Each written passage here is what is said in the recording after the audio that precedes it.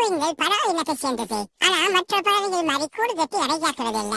குளிர் காற்று சுமாரா மணிக்கு 280 கிலோமீட்டர் வேகத்துல வீசுறதாலையும் தரைப்பகுதியில பனி உறைந்து காணப்படுறதாலையும் முட்டைகள் சில நிமிடங்களே உறைந்து போக வாய்ப்பு இருக்கு.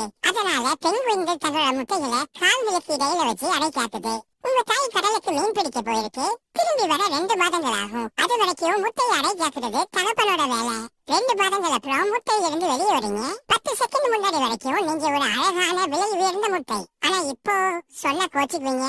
ஓட முடியாது, பறக்க முடியாது, நீந்த முடியாது, நிக்க கூட முடியாது.